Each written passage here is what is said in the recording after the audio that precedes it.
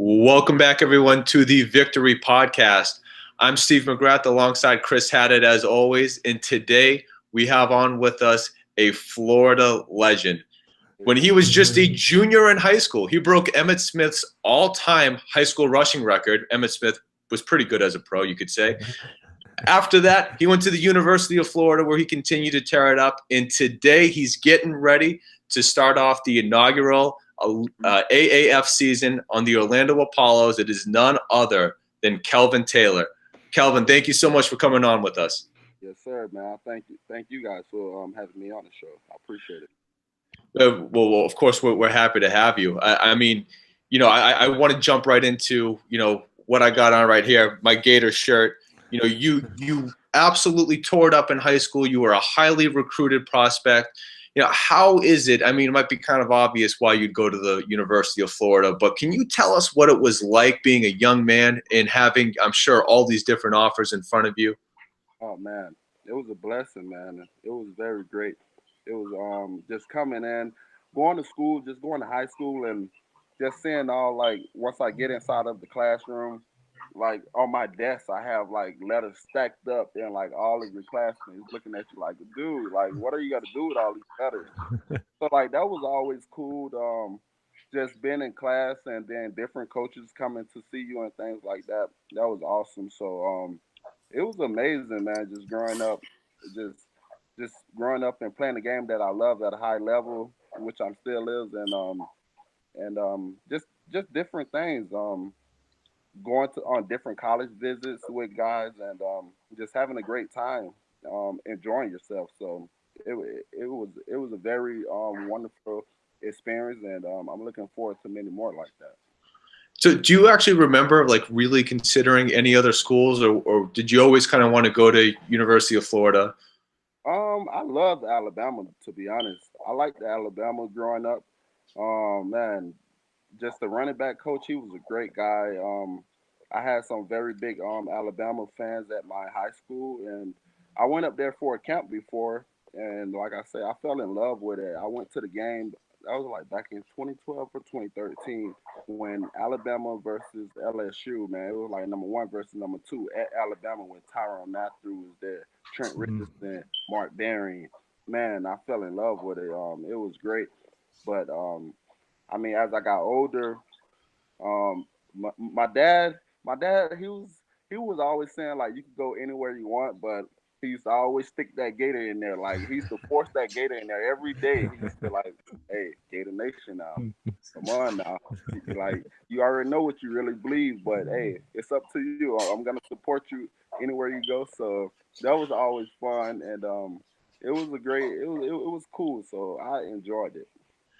No, I'm glad that you mentioned your dad, though, because in your introduction, you are Kelvin Taylor, the running back. But Yeah. I want people to understand, though, that your dad is Fred Taylor. Of course, had an incredible NFL career as a running back, and he's also a Gator as well. So it would make sense, of course, that he was pushing you that way. But I did want to ask you, what has it been like trying to do the same profession that your dad did? And your dad, of course, was so great, an all-time great at it. Do you feel like you have to assert yourself so that you're not in his shadow, or has it been more of a blessing that he's been able to kind of open that door for you and help you get, be able to mentor you and help you get in front of coaches and other guys that have done it? Yeah, I feel like it was a great blessing, man. It was a very good blessing, but at the end of the day, I'm my own person and I got to do my own thing as well. But my dad, like he always just taught me different things about the game, but like I always wanted to be my own self, and like I respect my dad and everything that my dad did for this great game of football, but I always knew that I got my own name, Kelvin Taylor, and I'm gonna have my own story, just as way my father had his own story. So, and I'm still adding on to my story and things like that. And it's far from finished. And I'm only 25. I got a whole lot left in the tank, and I'm gonna get back where I belong. And it just started. Starting next week actually with the mini camp in Orlando. Going down there with Steve Spur and work with those guys. So I'm looking forward to it to just get the ball rolling, and I can't wait, man, because I know it's just so much more out there for me to accomplish, and I'm very thankful for that, and I can't wait, man. Yeah, and Kelvin, before we get to the AAF, which you're going to get to in a minute, I want to talk a little bit about the NFL. After Florida, you were drafted by the 49ers in the 6th round. Can you talk a little bit about your NFL experience and what it was like adjusting to an NFL playbook, and what was the hardest thing for you to adjust to when you first got to the NFL? I say the hardest thing with me, I say like just understanding like the pass protection part. Hmm. I always been a natural runner. My running back coach, down in San Fran when I was there. He always just used to tell the guys like I felt like Taylor was the best natural runner, like the best running back, just period, like running the ball in like the whole draft of 2016. Like he used to always tell those guys that, and I just felt like just me learning like little things on like the pass protection, like I was saying, like learning the different fronts and things like that. I felt like that was more of my game that I had to improve, and it's still more of my game that I still have to improve. So that's what I'm just really aiming on the most, just improving, like reading defensive fronts and things, and just being able to play way faster in that aspect of the game. Everything else is just natural. I mean, you could put any running back. I could go cut for cut with him. Hmm. Anything like that. That's simple. That's never been the problem, and everybody in the NFL knows that. But as far as just okay, you just have to know different fronts and things like that before pre-snap. I feel like that's what I have to work on more, and that's what I'm doing right now. So, and me and my father, that's all we've been doing, like just drawing up different fronts and things like that.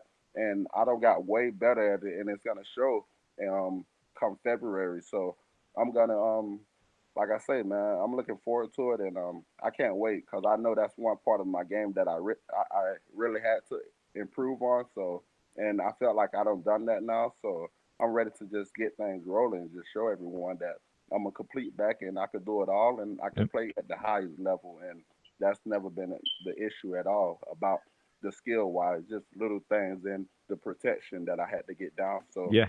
yeah, I got Yep. it down now and I'm ready to go now. So being a 6th round pick, though, what was it like for you? You're going against all these other running backs. What was it like as far as like, did you get maximum? I mean, obviously you didn't get maximum reps, but you got the reps that you were afforded, right? What was that like being, with these all other running backs trying to fight for those first team reps? Yeah, I mean it was great. It was Yeah. great, man. I love to compete. I love to compete every day, each and day. Competing with Carlos Hyde, Mike Davis, DeWarren Harris, Hmm. Sean Jerome, all of those guys. It was a great experience. Like we piggyback off each other, we helped each other out. Um, but I always felt like I was the top dog and like I was the best back. It just was little things was holding me back, and that's what and guys on the team knew that and things like that. But I never been in a situation that I had to go to like the practice squad. That part right there, that part of the game, like you had to be just really strong and like Yep. and I felt like I was young. I was 23 and I didn't really I knew but I wish I would have knew like I mean it's nothing wrong with being on a practice squad. Go Hmm. handle business on the practice squad. You could be activated 3 to 4 weeks, whatever. And like Yep. it's there's nothing wrong with that. But I didn't have that mindset at first. Like I was like I mean, number one running back in the nation coming out of high school, Yep. um, college, killed college, freshman SEC, all of that, and so like I had to adjust to that part, and I felt like that part was the only part of the game that was like, man, like I got to do more, and I just wasn't comfortable with just being on the practice squad at first. Hmm. Yeah, we talked a little bit about that before the show, right? It's going back to that underdog mentality of, it's you gotta fight for it. And looking at your career, it's you went from 49ers to Seahawks, Chiefs, Falcons, Browns. What was that like emotionally, right? Because it's like you get signed, you're back on your high again, and then it's hey, we're gonna let you go, you're back on your low again. I mean, that's a hell of a roller coaster ride going from team to team. So Oh, can you man, walk us through that a little bit? Just yeah, yeah, can you walk us through that just a little bit of your emotions? what you just said, hey, I'm gonna let you go, man. Damn, that right there, man. I mean, it just do something to you, man. When you know, like, man, like I know, like I could play here, like Yeah. Hmm. I belong here, but it's just different things that some things you couldn't control. So, I mean, at the end of the day, like I was like, okay, you know what? I'm gonna just I'm just gonna start from my roots and my beginnings, like as playing when I was 7 years old when I first started playing the game that I love. I'm just gonna start all over again, and I'm just gonna get back to the basics, just learning the details of the games, and everything else gonna pay off. Like once I learn that part, it's gonna all pay off. So I really never let that get me down because I knew like I was gonna be a great back, and I just have to keep working on little things. So I'm looking forward to it now that I get this opportunity again. That's awesome. It's a great attitude to have too. Yeah.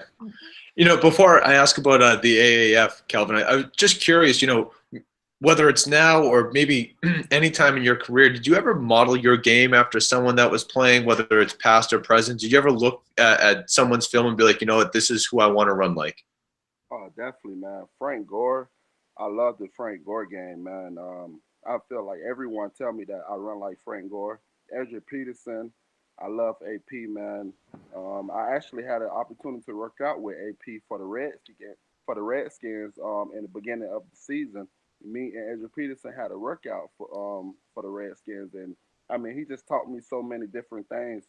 And I mean, like going back, I love Eric Dickerson, all of those guys, Jim Brown, um, all of the Barry Sanders. So I Mm-hmm. love the so many of those guys, and I looked up to so many of those guys, and I just try to model my game the best way I can of those guys, and I felt like I done a great job, and I just have to keep getting better and better.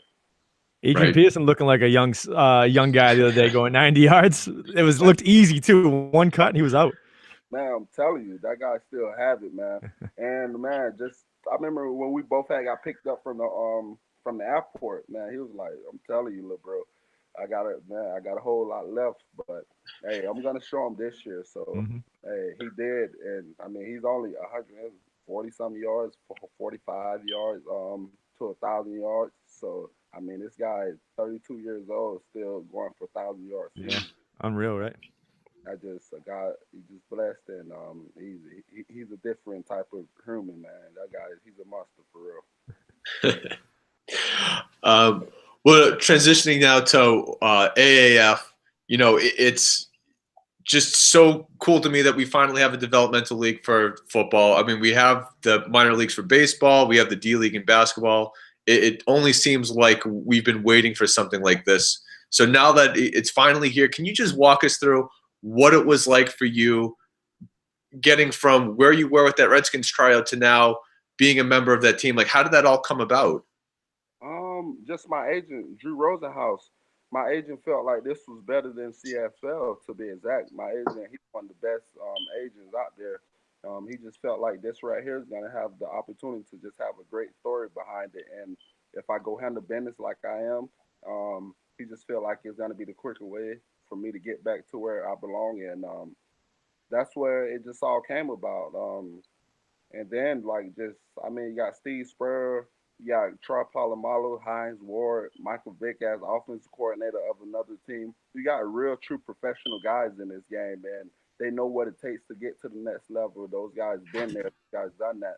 Kurt Warner, all of these different commentators of the new league now. So I feel like it's gonna be an amazing story for so many guys to just know like they belong here. They just really got to go back and put it on film again.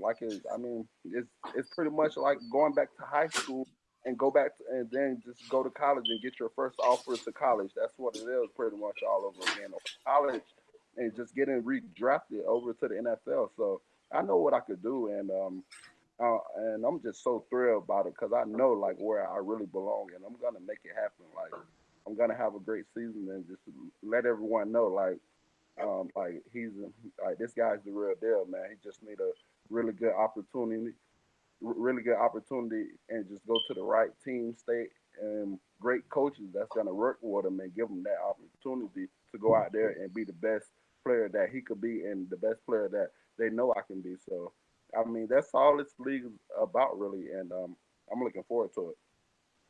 Yo, yeah. I mean, there's every reason to look forward to it with, I mean, Steve Spurrier. I mean, come on, like all the guys that you rattled off. You know, have you actually had a chance to work with him yet? I know mini camps are coming up, but so you right now you're just in the training phase, just getting ready for it.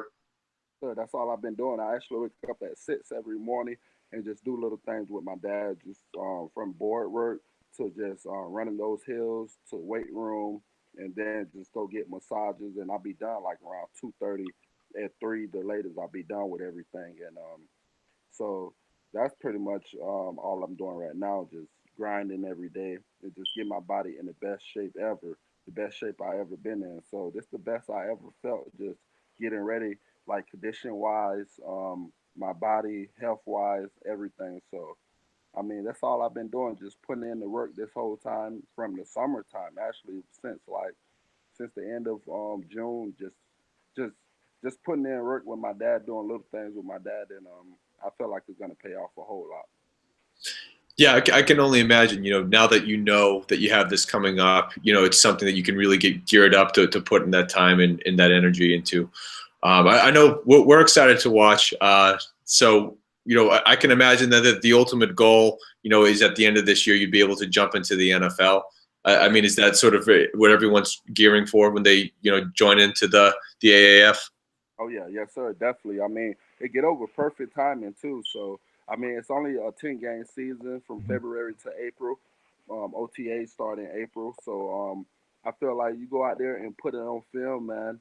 I mean, it been guys in different leagues that no one never heard of, and just like arena ball or not even arena ball, just regular other different leagues. My guy John Jalapillo, he played at Florida.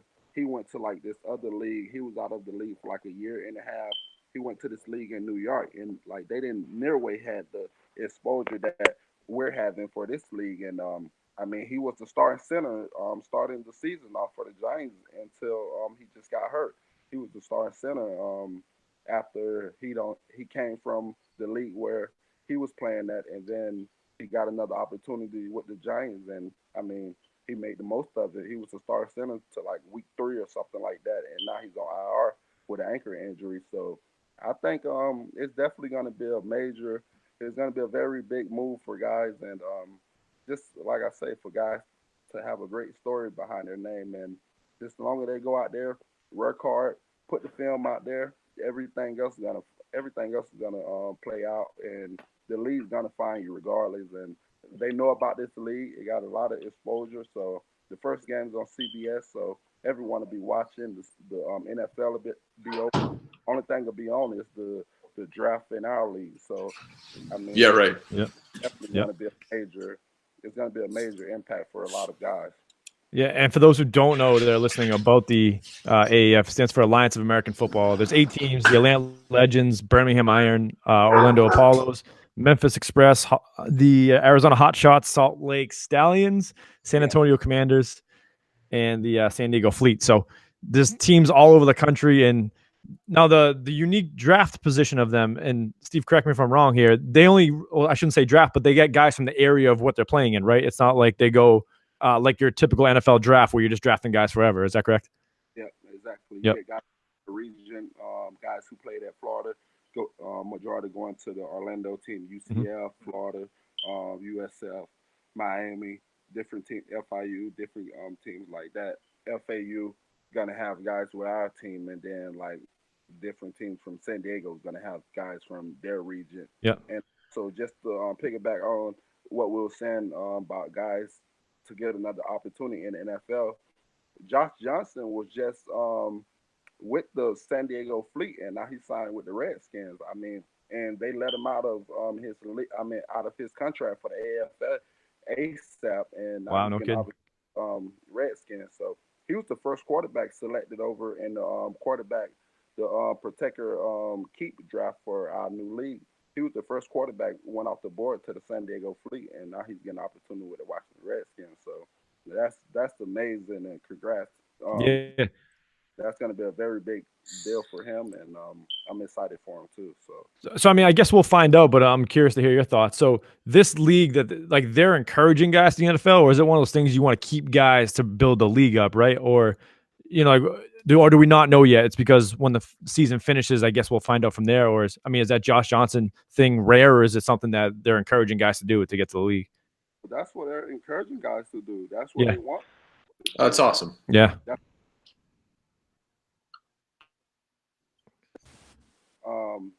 You guys got me? Yeah. Okay, that's exactly what they want the guys to do, to go to the NFL. And in our contracts, it's a clause like NFL in out. So like anytime you get a workout, anything, they want you to go ASAP. So That's great. exactly what it is. Like I say, just like the D League, that's pretty much how it is in the NBA. And so those guys are pushing that very hard. Troy Polamalu, head of operations, and guys like that, they really want guys to just get their opportunity and go to the next level like they deserve. So I feel like it's amazing for guys. Mm-hmm. I got one last question here, Kelvin, before I pass it to Steve. And he asked you a bunch of this or that questions in the gauntlet. But what advice would you give to your 16, 17-year-old self that, or to a kid that wants to make it to the NFL? What's the number one thing that you tell them, whether it be work ethic in the classroom, all the above? What's the number one thing you'd tell them? I tell them just, man, first off, you got to get your work done in the classroom. I mean, that's coming from high school. You got to have a great GPA to go to college, pass the ACT, your SAT, all of those things. And then just your work ethic, man. You got to believe in yourself and you got to work hard. No one's not going to give you anything. Like, you really have to put in the work and you really got to just keep going every day and just separate yourself from the common guys. I mean, guys just think, just go to a college and I'm going to play football and I'm going to get an opportunity at the NFL. It doesn't work like that. You got to really put in the work. You got to really be a great guy on and off the field. You got to just do all the right things. Don't take no shortcuts. Feel like kids try to take little shortcuts and it's going to catch up with you eventually. So never take any shortcuts. Try to do everything on the right path and do it all of the right way. And it's going to pay off in a big way for you. And just like I say, just keep going and keep grinding every day, and everything else going to be in front of you that you want to see. So I feel like that's going to be like the major advice I give a kid coming out of high school. Awesome. Yeah. All right. Well, Kelvin, as Chris had promised, we have the gauntlet for you. Just a couple quick questions. We have to know where you stand on a few things. Let's do it. So tell me, what's most important, the number one offense or the number one defense? What's most important? Number one offense. I have to say, man, I'm an offensive guy, but man, you gotta have a great defense. So, man, I'll just have to say, I'll say, I have to go with the defense, man. You gotta have a great defense, and to give you the ball in good field position, and the offense is gonna manage the game. We're gonna score points, but if your defense holding teams to shutouts and 3 points only, everything else is gonna come with the offense. We're gonna put up points. So I feel like defense though. Defense win games, win championship. Offense, we're gonna manage the game and we're gonna win the game for you. But defense is gonna win the game for you. But I feel like the offense is gonna put up points and everything else is gonna work out. Everything else, I mean, if your defense putting up stopping guys, your offense is gonna score and everything else is gonna be great from there. Definitely. So next, is there one coach or one player that you really wish you had the opportunity to play with, past or present? Man, I mean, I play with some great coaches, man. I play with my man Pete Carroll. Pete Carroll is one of my favorite coaches I played with, man. He's amazing. I mean, you got guys on that team, Russell Wilson, Chancellor, Sherman when I was there, Bobby works every day. I love Bobby. All of Cliff Averill, Bennett, all those guys. So I feel like I don't play with all of the guys that I truly wanted to play with. It would have been great for me to play with Ezra Peterson. I would have loved that. But so I'll say if I had a chance to play with someone, it'd be AP. I would love to play with AP. That'd be great. So yeah. Now, do you have one pregame ritual, whether it was something that you did at Florida or the pros, something that you probably continue? Is there one thing that was always like a must for you that you had to do game day? Oh, definitely, man. Definitely. I feel like I always go into the locker room. I always before the game start. I always elevate my legs up. Like I always put my legs up against the wall. Like it just after I do that for like 15, 20 minutes, it just make my legs feel so much lighter. My father's like that's one thing he always taught me. He done that throughout his whole pro career, college career. Like he always elevated his legs up against the wall and just let those legs get good and fresh and come warm up, come kick off, you be ready to go. You feel like a new man out there. Your legs feel so light. So that's one thing I always do before every game. I always elevate my legs. And then I got so many guys in the locker room doing it too. Like all those guys like, bro, what they do? Like I always see you doing this. So they tried it and it felt amazing when those guys was doing it. So hey, that's one thing I always do is elevate my legs up against the wall, say a prayer, and after that, the rest is history. I'll be good to go, ready to go. Now, what is most important? Is it the players or the scheme? Um, well, you gotta have great players. You gotta have great players, but great coaches put great players in great situations. So I definitely have to say, it's the scheme. It's the scheme, and then the rest is gonna take over from there. Your God natural ability is gonna take over for there. Coaches putting you in the right situation to make plays. So I definitely have to say you got to have a great coach with a great scheme, and that's how you make your player better, and that's how you make your team better. So I mean, it's all about the team. That's what it's always been about since I was a youngin. Since I've been playing the game, that's one thing my dad always taught me. You always, I mean, you can't do it by yourself. You got to have your linemen. You got to have the right fits, everything. So I definitely have to say different schemes. My favorite scheme is the zone scheme, zone run scheme, outside zone, inside zone. Great coaches know how to dial that up for it can hit a home run. Like you just got to trust your block, trust the scheme, and I definitely have to say. So I definitely have to go with the scheme of the game. Fair enough. That's great. Well, Kelvin, that's it for you. I have nothing else. Thank you for going through the gauntlet with us.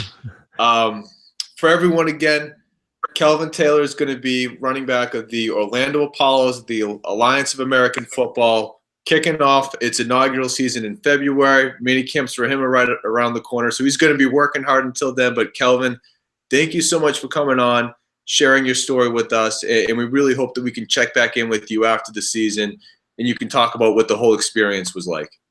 Hey, man, I appreciate you guys, man. Chris, Steve. Awesome. Yeah, Kelvin, appreciate it, man. I appreciate it for just being on the show, and like I said, I'm ready to just get this story rolling, man. And like I said, I've been grinding every day, and hey, I'm ready to get the ball rolling starting next week with minicamp. So I'm looking forward to everything. Yeah, best of luck to you. Yep. Yeah, we know big things are coming, and for everyone out there that wants to check out Kelvin, follow his story. He is KTaylor_Y2 on Instagram. And Kelvin, is there anywhere else where people can find you? Nah, that's it. I have my Twitter, but I really don't be on Twitter like that no more. But just the Instagram guy.